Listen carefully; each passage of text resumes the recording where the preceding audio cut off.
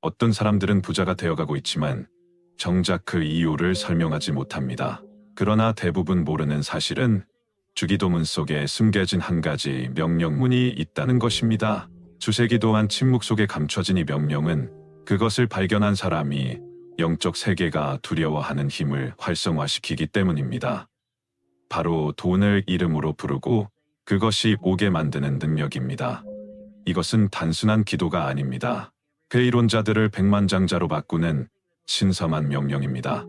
당신의 재정이 막혀 있다고 느낀다면 지금 이 영상을 보게 된 건 결코 우연이 아닙니다. 오늘 당신은 지금껏 들은 적 없는 이야기를 듣게 될 것입니다. Make to see was no. 그리고 그 순간부터 모든 것이 달라질 것입니다. 끝까지 시청하세요. 당신의 분은 이미 움직이기 시작했습니다. 수세기 동안 영적 지도자들, 학자들, 신비주의자들은 한 기도에 대해 속삭여왔습니다. 그것은 바로 주기도문에서 의도적으로 제거되고 감춰진 한 부분이었습니다. 그 자체가 위험해서가 아니라 그 힘이 너무도 크기에 아무에게나 주어질 수 없었기 때문입니다. 이 기도는 단지 요청하는 것이 아니라 활성화합니다. 하늘과 대화하는 것을 넘어서 영적 명령을 내림으로써 불을 움직이고 운명을 바꾸며 보이지 않는 것을 현실로 드러나게 하는 힘이 있습니다. 이 주기도문에 숨겨진 부분은 오직 가장 높은 수준의 스승들에게만 전해졌다고 합니다. 그리고 순수한 마음을 가진 사람이 그것을 발견할 때 거의 즉시 변화가 시작된다고 전해집니다. 시골에 살던 평범한 남자 사무엘에게도 그런 일이 있었습니다. 그는 수년간 빚에 시달리며 매일 기도하고 간청하고 애원했습니다. 그러다 이 숨겨진 명령문을 발견했습니다. 그는 이 기도를 믿음의 선언으로 사용하기 시작한 첫 주에 예상치 못한 기회가 찾아왔다고 말합니다. 오래된 빚이 탕감되었고 새로운 재정의 문이 열렸습니다. 그는 단지 빚에서 벗어난 것이 아니라 이전에 한 번도 경험하지 못한 방식으로 번영하기 시작했습니다. 이는 우연이 아니었습니다. 이는 해방이었습니다. 많은 사람들이 이해하지 못하는 점은 우리가 어릴 적부터 배운 전통적인 주기도문은 불완전한 씨앗이라는 것입니다. 그것은 분명 지혜를 담고 있지만 즉각적인 금전 흐름을 활성화하는 열쇠, 즉 숨겨진 부에 직접적으로 연결되는 그 부분은 침묵되었습니다. 두려움 때문이었습니다. 통제 때문이었습니다. 왜냐하면 이 진리가 올바른 자들에게 전해지면 하나님의 자녀들이 더 이상 결핍의 희생자로 살지 않고 신의 권위로 명령하는 삶을 살게 될 것이기 때문입니다. 이 숨겨진 기도는 도움을 요청하지 않습니다. 그것은 하늘의 신용을 현실로 선언합니다. 이미 약속된 것이지만 영적 세계에 묶여있던 불을 존재하게 만듭니다. 이 명령을 믿음과 깨달음으로 활성화할 때 하늘은 당신을 위해 움직입니다. 갇혀있던 문이 그르기 시작합니다. 잠겨있던 문들이 인간의 노력 없이 열립니다. 그래서 이 계시는 아무에게나 주어지는 것이 아닙니다. 그러나 당신이 여기까지 왔다면 당신의 영혼은 이미 그것을 받을 준비가 되어 있다는 뜻입니다.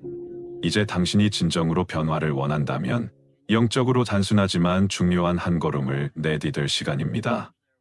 지금 댓글에 나는 신성한 권리로 내 것을 받아들입니다 라고 쓰십시오. 기행리는 하늘의 보좌 앞에서 당신의 위치를 활성화시킵니다. 이것은 미신이 아닙니다. 이것은 영적 원리입니다. 대부분의 사람들은 기도를 간청하듯 합니다. 두 손을 모으고 고개를 숙이며 두려움과 죄책감 속에서 자격이 있어야만 들을 수 있을 거라 믿으며 요청합니다. 그러나 그 위에 단계가 있습니다. 더 이상 요청하지 않고 명령하는 단계입니다. 간청하지 않고 믿음과 권위로 선언하는 단계입니다. 이것이 바로 신성한 명령의 진정한 힘입니다. 예수님은 누가복음 10장 19절에서 이렇게 말씀하셨습니다.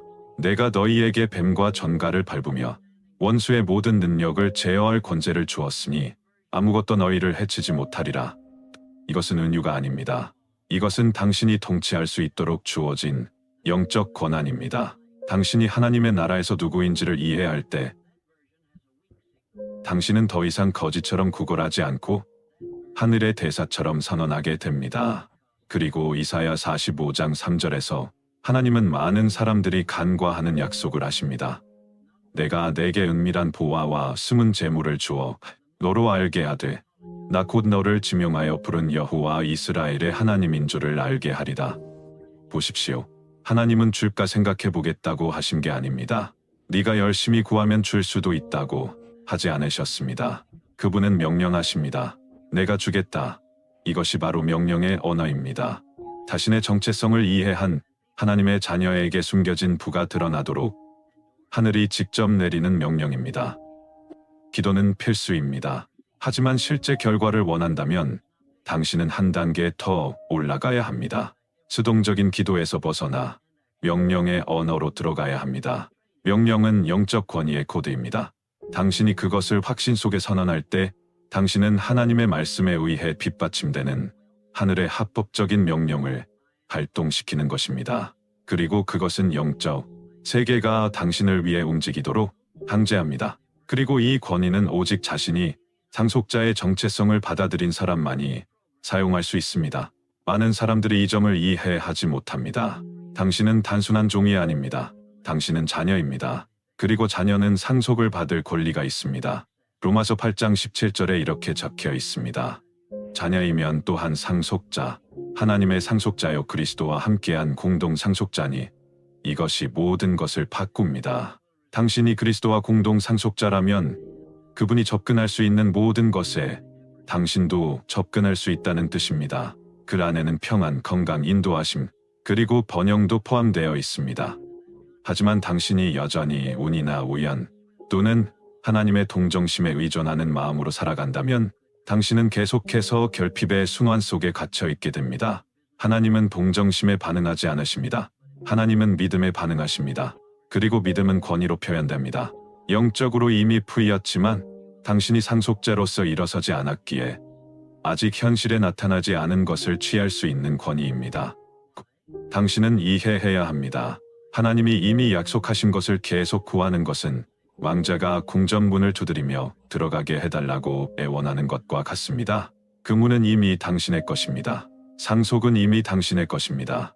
하지만 당신은 왕의 피를 이어받은 자로서의 태도, 영적이고 법적인 권리를 가진 자로서의 태도를 다져야 합니다. 상속자의 역할을 받아들이는 것은 피해자의 사고방식과 단절하는 것을 의미합니다. 이는 번영이 다른 사람들만을 위한 것이라고 믿는 생각을 버리는 것입니다.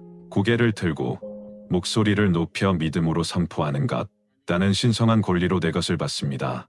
지금부터 당신의 영적이고 재정적인 삶은 새로운 원칙에 의해 다스려지기 시작합니다. 구걸의 원칙이 아닌 자각된 영적 권위의 원칙, 그리고 이 열쇠가 당신 안에서 돌려질 때 어떤 결핍도 버틸 수 없습니다. 이제 당신은 자녀로서 선포하고 있으며 하늘은 자신이 누구인지 아는 자녀에게 응답합니다. 모든 것을 바꾸는 순간들이 존재합니다. 그것은 외부에서가 아니라 당신의 내부에서 일어납니다. 그리고 바로 그 일이 시작되는 것입니다.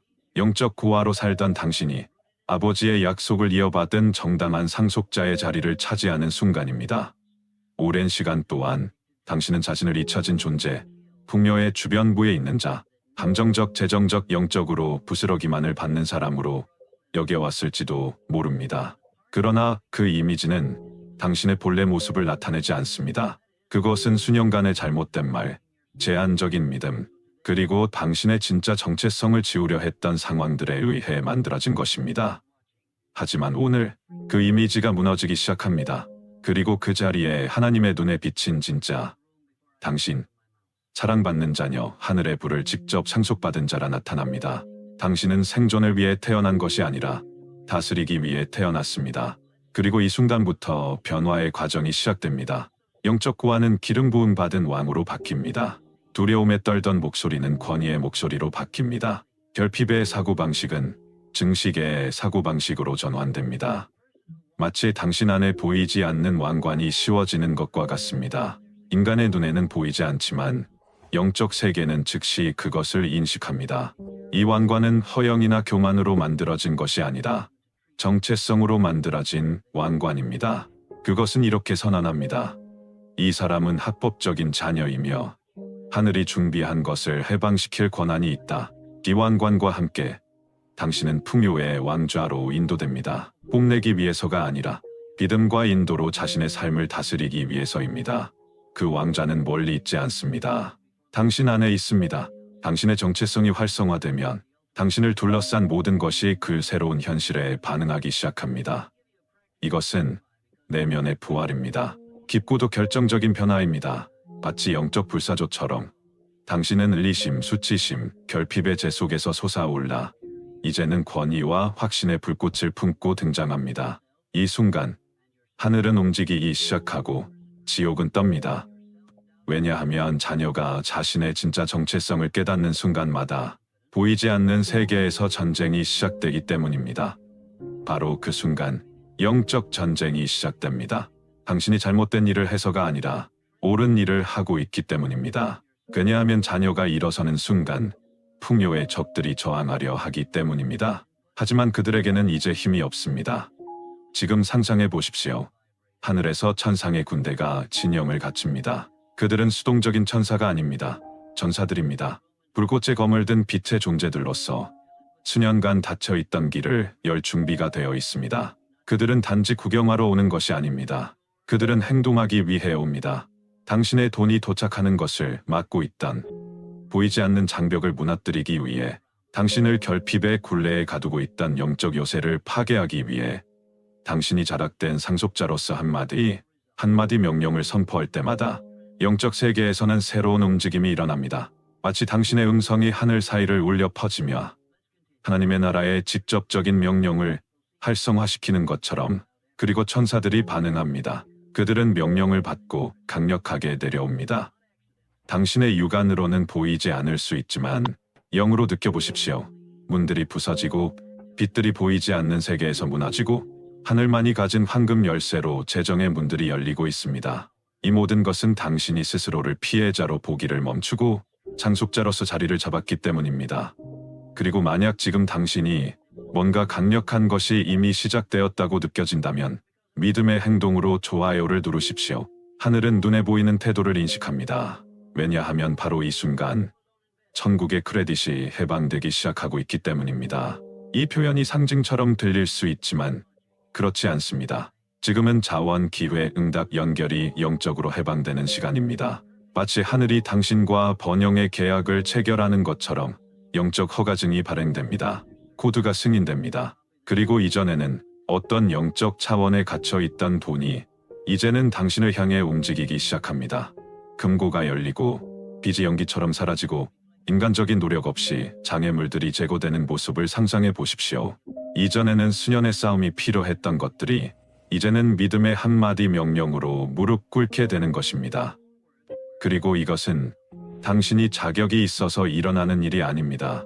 당신이 자신의 정체성을 활성화했기 때문입니다. 당신은 이제 더 이상 이미 주어진 것을 구걸할 필요가 없습니다. 취하면 되는 것입니다. 그리고 취함은 믿음, 행동, 자리잡음을 요구합니다. 천국의 크레딧의 해방은 단순히 하늘에서 돈이 떨어지는 것이 아닙니다. 그것은 잠겨있던 곳에 접근할 수 있게 되는 것입니다. 그것은 흐름입니다. 인간적인 저항이 있던 곳에서 작동하는 하나님의 은혜입니다. 응답하지 않던 고객이 이제는 연락을 해오고, 불가능해 보였던 빚이 협상되거나 탕감되고, 딱 맞는 아이디어가 정확한 시간에 떠오르며 예상치 못한 예의 응답이 도착합니다. 그것은 하늘이 이렇게 말하는 순간입니다. 이제 너는 받을 준비가 되었다. 이것이 이해 속에서 명령을 활성화하는 힘입니다. 즉, 당신은 더 이상 인간의 시스템에 의존하지 않습니다. 당신은 새로운 시스템 아래에 있습니다. 하나님의 나라. 그리고 그 나라에서는 믿는 자가 명령하고 믿는 자가 나타내며 명령하는 자가 받습니다. 크레딧은 해방되었습니다. 그리고 그 해방은 지금부터 현실로 나타나기 시작합니다. 모든 영적 권위는 합법적이기 위해 인증의 도장이 필요합니다. 하늘과 땅 앞에서 당신이 단순히 말하는 것이 아니라 헌신하고 있다는 것을 증명하는 표시입니다. 이 영적 도장은 단순한 형식이 아닙니다. 그것은 보이는 것과 보이지 않는 것 모두 앞에서 당신이 선언한 것을 받을 준비가 되었다는 증거입니다. 많은 사람들이 기도하고 믿고 선포까지 합니다. 하지만 인증을 하지 않습니다. 그리고 인증되지 않은 것은 지속되지 않습니다. 왜냐하면 영적 세계에서 헌신 없는 권위는 약하기 때문입니다. 하나님은 불안정한 토대 위에 번영의 흐름을 흘려보내지 않으십니다. 그분은 굳게 자리 잡은 마음, 행동으로 서명된 믿음을 기다리십니다. 도장은 바로 그 서명입니다. 그것은 하늘과 당신 사이의 리십적인 언약입니다. 그것은 단순한 기적을 바라는 것이 아니라 창조주와의 목적의 동맹을 체결하는 것입니다. 당신은 이렇게 말하고 있는 것입니다. 나는 준비되었습니다. 나는 헌신했습니다. 나는 물러서지 않겠습니다. 요한계시록 7장에서 말씀은 이렇게 말합니다. 하나님의 종들이 이마에 인침을 받더라. 이는 하늘과 영적 세계 앞에서 그들이 주님께 속해 있으며 우호와 권위와 상속 아래에 있다는 것을 나타내는 보이는 표시였습니다. 당신이 풍요의 언약을 도장으로 마무리할 때도 동일한 일이 벌어집니다.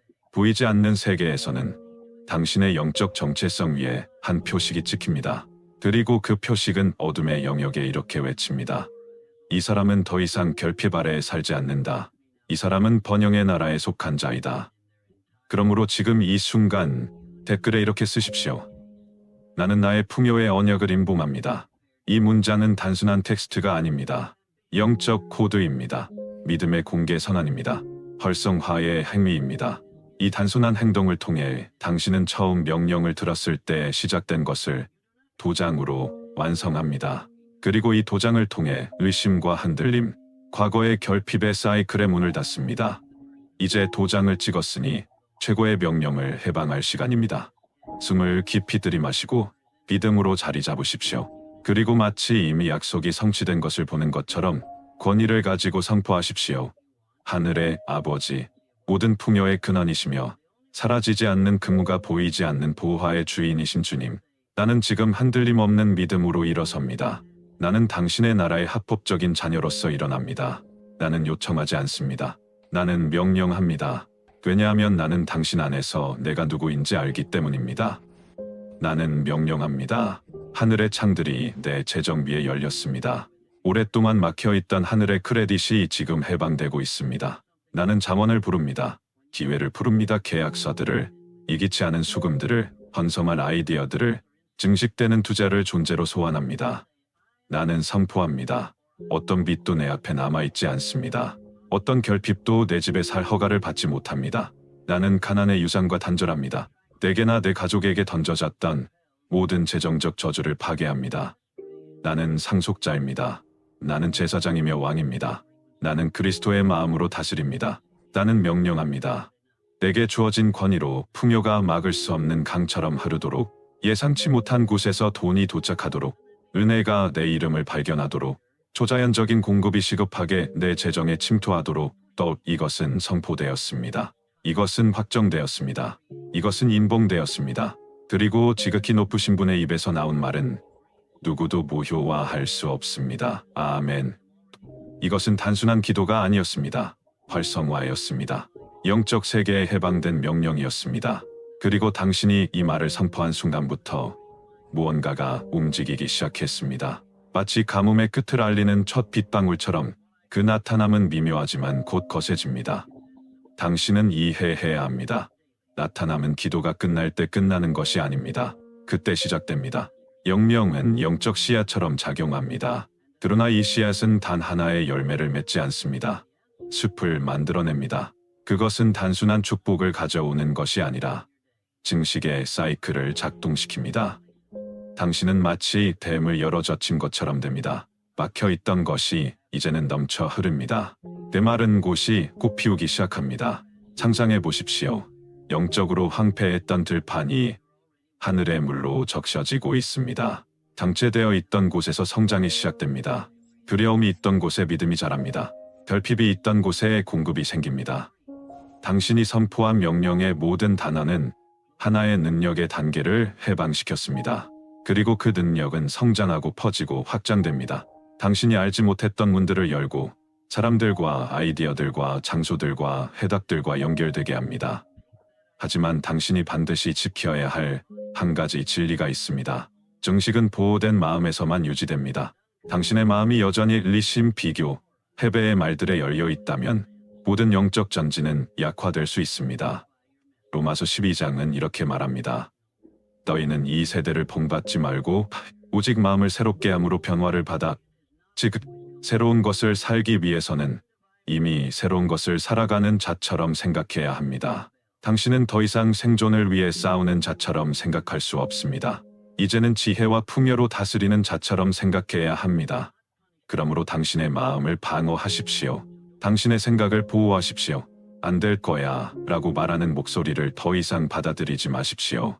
당신을 과거의 사이클에 묶으려는 생각들을 권위로 거부하십시오. 예전에는 당신의 마음이 전쟁터였을지 몰라도 이제는 성장과 은혜와 증식의 씨앗만이 자라는 거룩한 정원이 됩니다. 당신의 마음이 새로워질 때 재정의 기적은 지속 가능한 것이 됩니다. 그것은 더 이상 단기적인 축복의 정점이 아닙니다. 끊임없는 강이 됩니다. 당신은 이제 간헐적인 기적에 의존하지 않습니다. 당신은 하늘의 목적과 공급에 정렬된 지속적인 흐름 아래 살아갑니다. 그리고 이 명령이 당신에게 말씀하셨다면 지금 댓글에 이렇게 선포하십시오. 나의 분은 해방되었고 아무도 그것을 막을 수 없다. 이 영상을 3일 연속으로 다시 보십시오. 명령을 반복하십시오. 도장을 강화하십시오. 왜냐하면 반복할 때마다 영적 활성화가 강해지기 때문입니다. 매일 하늘의 크레딧이 당신에게 더 가까이 다가옵니다. 매일 새로운 문이 열립니다. 그리고 매일 불가능했던 것이 당신의 믿음 앞에 무릎 꿇기 시작합니다. 이것은 선포되었습니다. 당신의 재정 현실은 결코 예전으로 돌아가지 않을 것입니다. 이것은 선포되었습니다. 당신의 재정 현실은 결코 예전으로 돌아가지 않을 것입니다.